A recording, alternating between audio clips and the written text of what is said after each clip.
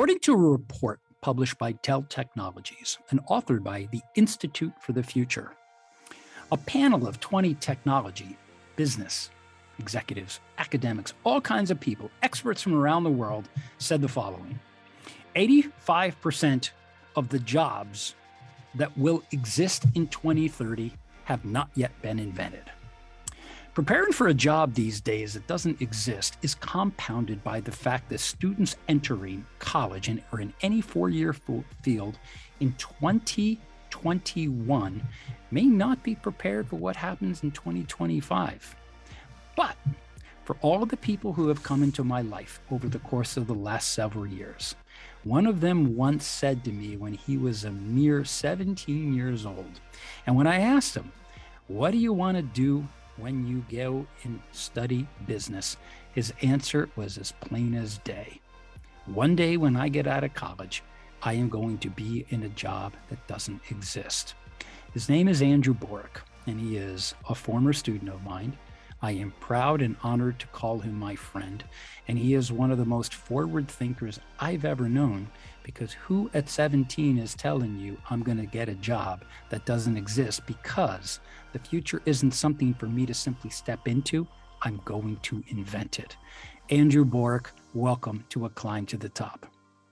Thank you so much for having me, Chuck. It's a real pleasure to be talking with you and everyone. And yeah, there's so much of what I learned from you in my time in school definitely helped, promote that kind of mentality, right?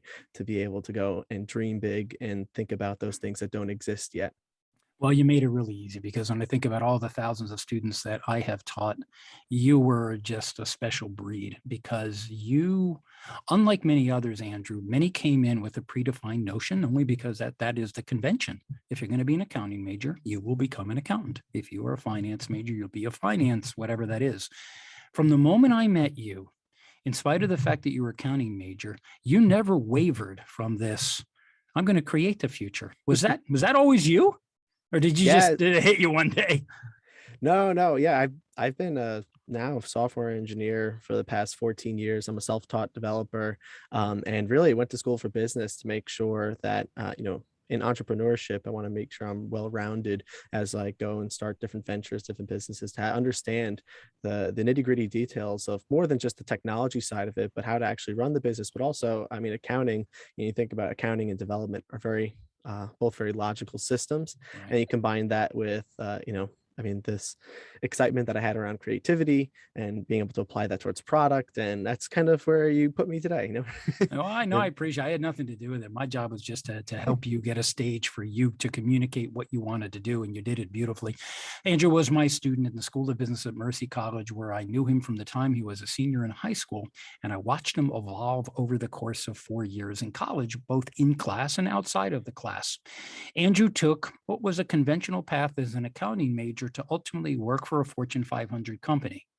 But something funny happened along the way while working at Johnson and Johnson, where all of a sudden, well, this isn't the job that doesn't exist, but what do I do with what I have? Andrew, I suspect this is a lesson in, even though you were working for Johnson and Johnson, suddenly you were meeting people that began to think, maybe this is the time for me to determine the thing that doesn't exist. Help us to understand that twist and turn and what led you to do what you do now. And then we can talk about what you do now. For sure, yeah. I've always had a passion for going and exploring different technologies, different industries, and in particular, I know that healthcare and moving into healthcare technology presents whole new challenges. I mean, for sure, from a privacy and compliance perspective, understanding that side of things, from going to a company that has 118,000 plus employees, and understanding how that big of a machine goes and moves.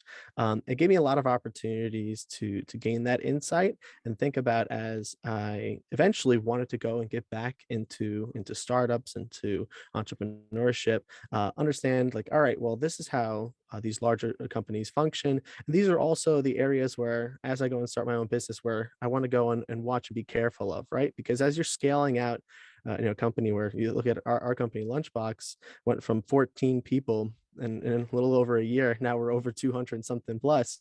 As those different processes scale out, you start seeing like, all right, this is how these teams form to appropriately be able to carry around the culture of kind of creativity, of connectivity, collaborativeness, always willing to learn, willing to grow, willing to thrive. And some things where you see folks in while I loved my experience at J&J, I felt like there was much more of an opportunity for me to grow and for me to get uncomfortable with where I'm at. So that way I'm going and challenging myself and exploring beyond there. And yeah, that's what led us back to where we are today.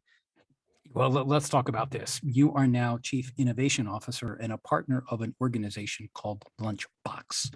What is Lunchbox? Yeah, Lunchbox is like a Shopify for restaurants. And what that means is that we help out brands like Bear Burger, like Clean Juice, like Wings Over, on everything that's related to their online ordering as well as their loyalty and marketing solutions. So it could be their apps, websites, catering, kiosks, all the things that are helping them drive traffic towards and away from third parties. Third parties like Grubhub, where restaurants lose 30% on every order, right? From those marketplace fees. They don't have access to any of their customer data. And so we help them give control back to their own hands. So that way, when you go on to bearburger.com, you order directly from there. That's all powered by Lunchbox, and restaurants have the ability to go and give you loyalty rewards, sign up bonuses, birthday rewards, etc., to go and keep you engaged and retain you on their platform. So that way they're not taking out those fees. So that's what we do. And we also have a Actually, Andrew, let me just take a moment just for our listeners to catch up, because this is a moment of disruption here. Lunchbox comes in and disrupts the status quo. You and your partners, let's get to the evolution of the idea. You came together. Let's put names to them as well. Your CEO, his name. Nabil. Right. Yep. So you and Nabil came together and you guys had an idea. Now, I know Nabil, he grew up in a world of serving in restaurants, very passionate about the world and the evolution of restaurateurs and trying to help them to be profitable and to be scalable. But you and Nabil got together and you began to think, well, we may not know exactly what we're going to do, but there is either a problem or a disruption that is ripe for us. How did you move into the idea of Lunchbox, and what were you aiming to disrupt? Oh, for sure, for sure. So yeah, Nabil, our CEO, went from busboy to chief marketing officer over at Bear Burger over the course of 10 years. Really working his way up, understanding a lot about the ins and outs and how to grow out the marketing of the team, and seeing how much of online ordering and restaurant technology is not so much, if you build it, they will come. No, you have to build it, and then you need to promote it, and you need to go and engage with the restaurants that way. And seeing how all these different vendors and companies weren't working together on one cohesive solution. In order for Sweetgreen to get their platform, they had to spend millions, work with 7 different vendors on one for apps, one for marketing, one for design, etc. And so to get that all in one place is something that is kind of like breaking the usual norm of what you expect in this industry of having to work with all these different players. And so a lot of folks in our team have worked in restaurants, family and friends that worked in restaurants, or love food and are ambassadors for the restaurants they love. My family worked in restaurants for over 40 years, owning and operating. And so that ethos of, by restaurant people for restaurant people has remained core to what we're doing. And that's how we got to the idea of Lunchbox. So seeing all what was happening in this industry, seeing how this consolidation was occurring with, Level Up, getting purchased by Grubhub, and kind of consolidating out like the folks that you were the marketplaces that you're trying to distance yourself from are now in the first party solutions that you're hoping to gravitate towards. And so we saw all that was happening in the industry, and there was also a great amount of demand for what we have. And especially we've seen that over the past year and a half, with everybody in lockdown and restaurants and needing to strategize new opportunities and new ways to go and reach their guests. So that's kind of the culmination of so there were a few things going on here that's helping them to integrate, aggregate, so to speak, become more efficient in the processes by which you would drive traffic to their site. That's first thing.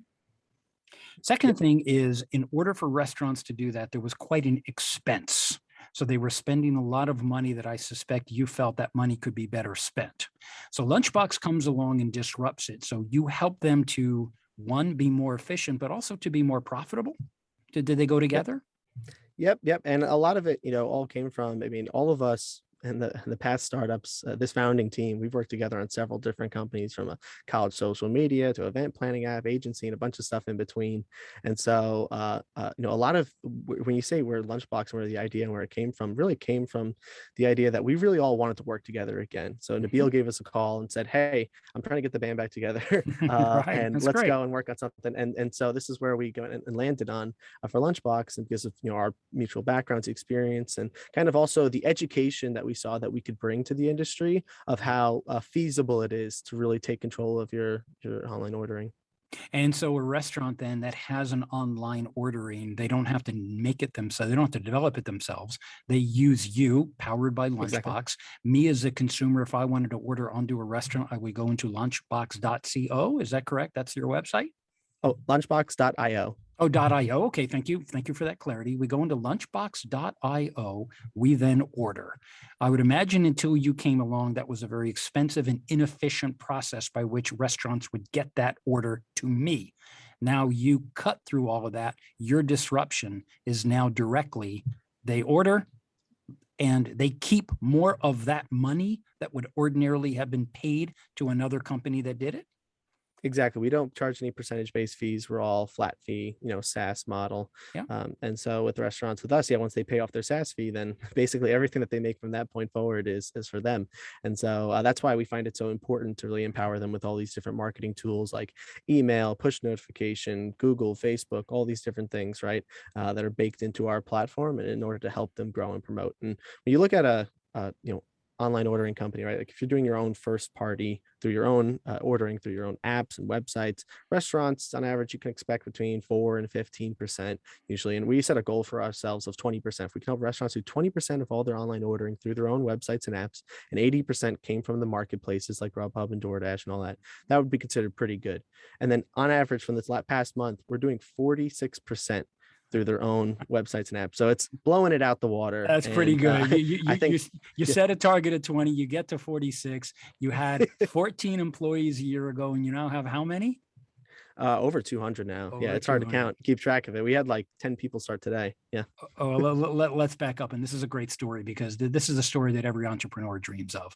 You guys had an idea. How many were in the original pool when you got the band back together? How many were there?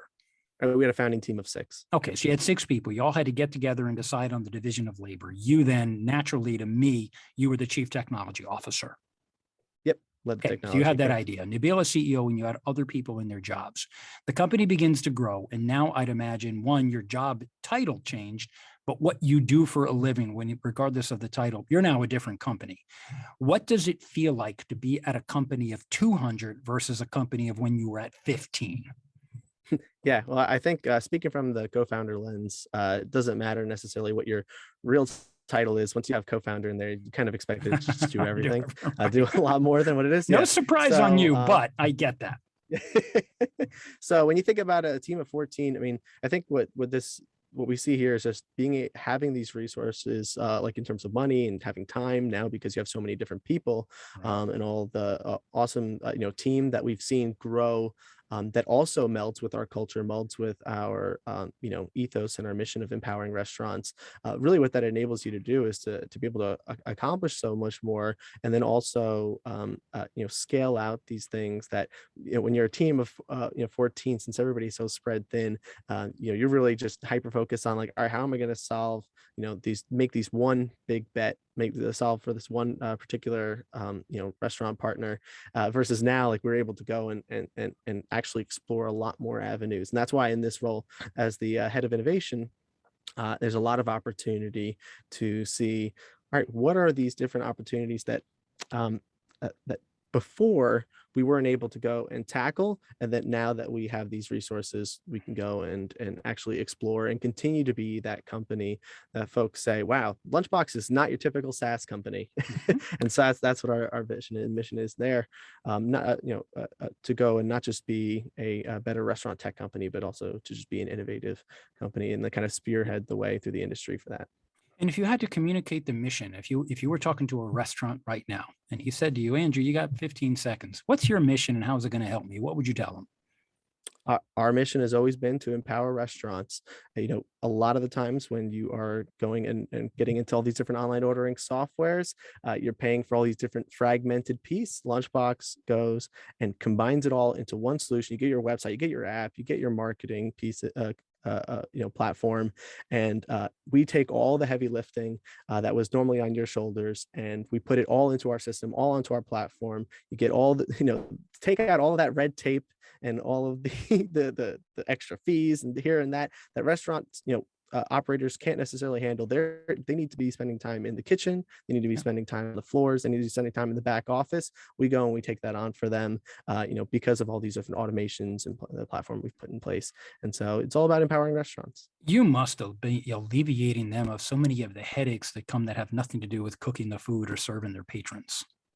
Yeah, I mean, you think about it like this. One thing just one component of our system is that we're integrated with the point of sale systems of the restaurants. And Right. so that way, normally, when you order from a system, the order might go to a tablet, like an iPad or a tablet on the table counter, Yeah. and then the restaurant needs to go and pay attention to that tablet, look at it, and then punch it in manually into the POS system. What we do, we integrate directly with the point of sales of, let's say, Toast or Revel, and all those orders flow directly. So the second that you finish an order and you get that order confirmation page on Lunchbox, the restaurants it's in the kitchen, like it's on their KDS. They are looking at it, they are cooking at it. So you think about, there's so many different areas of you know because we have that understanding and that knowledge of the restaurant industry, we were able to go and hyper focus and say, like, how can we make this, remove all the friction, and make it like getting an online ordering system as hassle free as possible for restaurants. And Right. that's what we've done. What you're describing then, to the extent that the restaurant has an efficient back of house and they have an efficient front of house, but I know many restaurants have always dealt with all the technology that is a distraction and gets in the way. Now they don't have to worry about it. They have an efficient technology. Welcome to Lunchbox. What a great idea.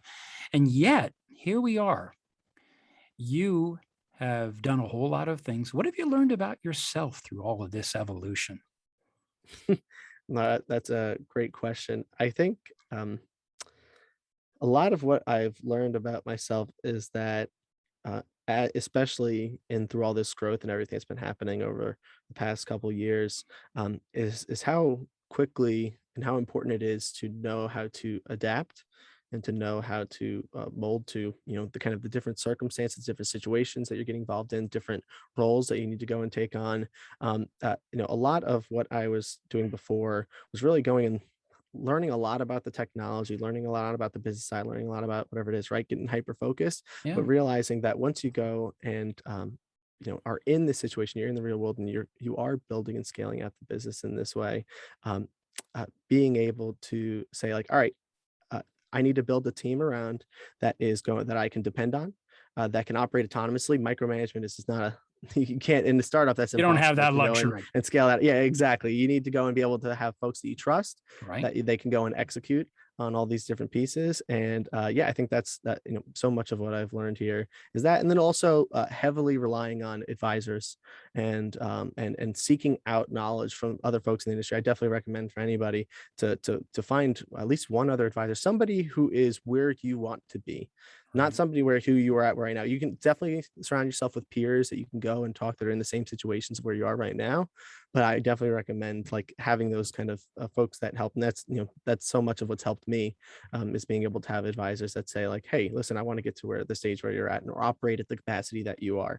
And learning that from my end, I was a self-taught developer. I thought in the beginning you think you can do everything on your own, and then if you just go and put the elbow grease in there, that you'll make it. But no, you really need to go and build a good surrounding, supporting cast to help you and get there. So whether it be your team that you work with on a day to day, or whether it be advisors that you go and ask questions about, it might also be on a day to day basis. Right? Well, you're lending credence to the entrepreneur who may be technically proficient in a lot of things, but this is the hard truth about the soft skills. Because imagine your point is, if you don't trust the other individual, no matter how smart they may be, you're helping them to redefine what it means to be smart. Because in your entrepreneurial success, it's not just about the technology that you're doing well. It's about you're hiring now, hundreds of people are coming in, and you need them to be efficient. So let's get to that. You sent me an email, Andrew, a couple months ago and said, "Hey, Chuck, we're hiring." And cool. I read the email. I figured, they made 2, 3 jobs. Oh my God, it was a list. It was longer than my sleeve. There must have been 40, 50 people you're looking for. This is a wonderful opportunity for people out in the job market. Tell us the kind of talent that you seek. What are the jobs? Yeah, I mean, from a wide range of things, from between engineering and customer success folks that are helping manage accounts here, All folks right. in sales, it's a wealth. Basically, you put your name on it, and there's likely going to be a job opening for it, and a lot of it has to do with because we grown to 200 people, and we quickly as we go and tackle different markets, different areas, and continue to expand, or realizing that we continuously need more. We need to scale out all these different functions, and we've brought in a tremendous amount of leadership, which has helped us to go and define a lot of these different organizational changes that we have. Right. And I suspect you are backed by some venture capital money. Yes, been great. I mean, our seed round was led by 645 Ventures, along with Primary Ventures, and then our Series A was led by Cotu, and we've had a lot of great folks, invest in us, like Tom Colicchio, Top Chef, like Robert Earl, Cat Cole, much more in the Right. industry to come, and also Neiman from Sweet Green has All also right. invested in us too. So you've had a lot of backing by restaurant professionals who are well known and well branded in the field. They are bought into your mission and they recognize this is going to work. Now, looking forward, and I know it's hard to look beyond even several months because the world is changing so fast. How big can Lunchbox be? Yeah, well, I mean, we really see a lot for us in the industry, especially in restaurants, continuously going and focusing on all these different facets and functions that we can cover for them, whether it be connecting that in-store experience to the online experience in 10 different ways. We just launched this past year, our pocket kiosk, where somebody, I guess, can go and scan the QR code on the table and and order directly to them. And so you look at those experiences, look at all that's changing, especially as the world opens up and continues to open up.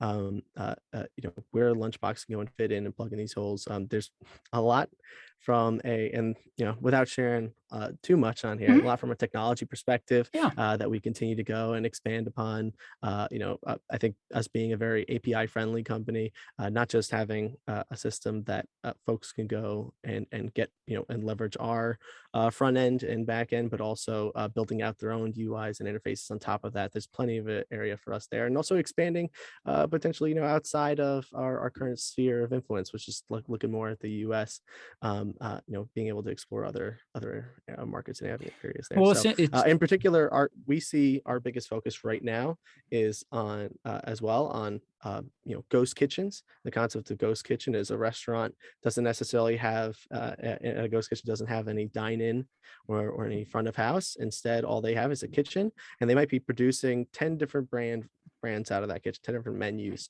They might be making pizza, they might be making sushi, might be making whatever it is there. And so ghost kitchens have grown to continue to grow into further and further popularity. So many of the restaurants you'll see ordering online are ghost kitchens, and so we continue to place a bet on that as well, with our mini marketplace, which basically allows a ghost kitchen to become its own marketplace, because it has so many different brands and menus on there, and so they can go and be their own DoorDash. Right. So Well, that's another area where we continue to expand to. no matter what they are in the kitchen, you are the customer facing side of that technology. What do we care as a consumer? It doesn't matter. We're going to place that order and it goes Yep. into the ghost Well, kitchen and it's called whatever it's called. We may not know that.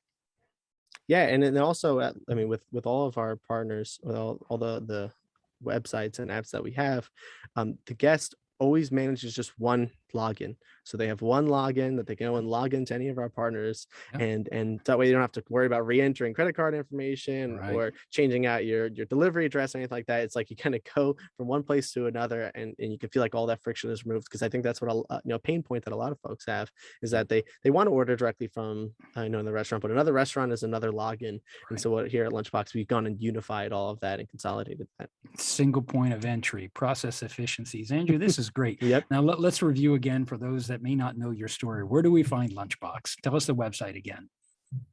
Yep. Yeah, you can find us at lunchbox.io, and you can find us at many of the restaurants that you're eating at, whether it be Mexico or Wings Over or Stickies or Garden Catering, any of them that are out there. So many restaurants that are powered by Lunchbox, so that we have the pleasure of working with, and a lot of folks.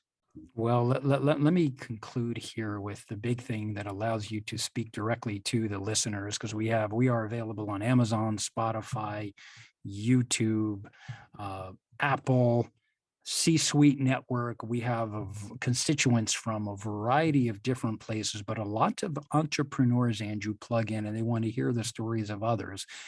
What is the message you would want to convey to someone who is sitting somewhere in the garage or wherever the startups occur, in spite of all of the challenges and the uphill mountains they may need to climb? What advice do you impart to people at that stage, in the early stage of their idea?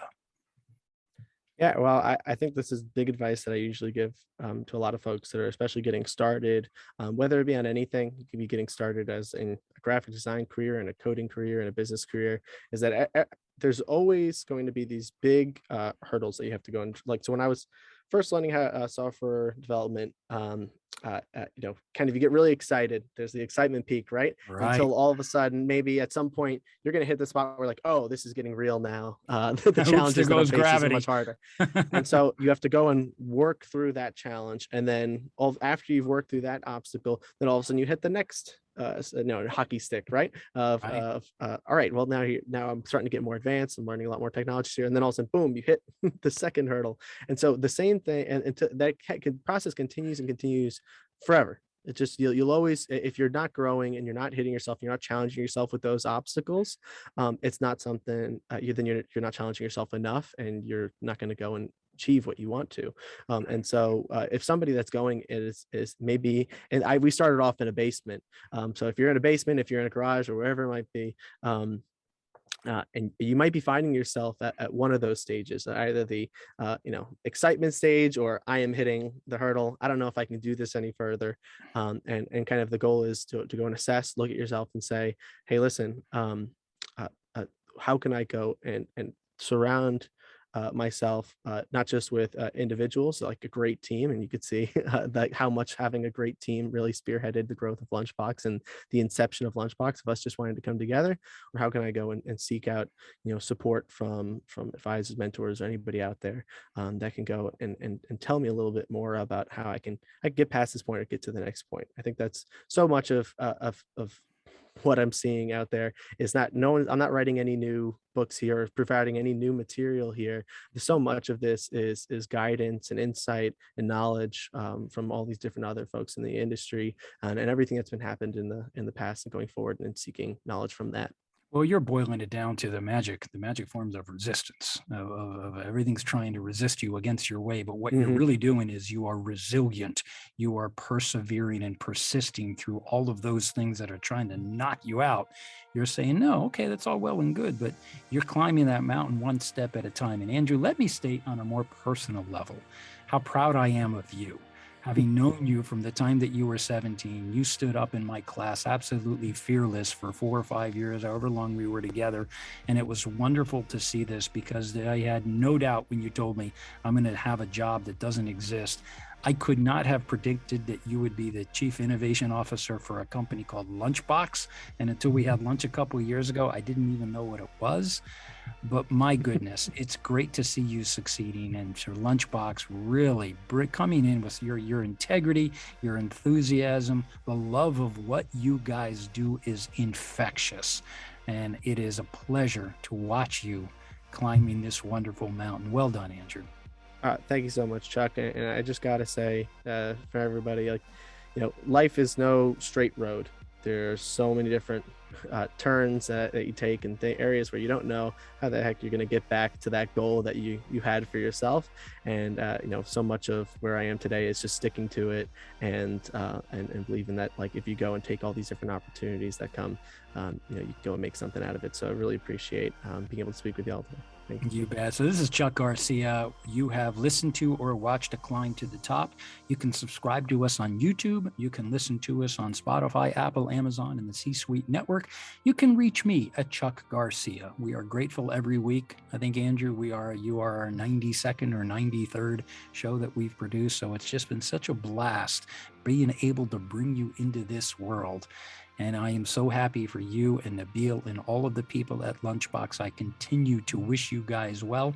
And to our listeners, thank you for tuning in each week. You have listened to A Climb to the Top with my guest, Andrew Boryk. We are signing off and look forward to hearing from you. Good night.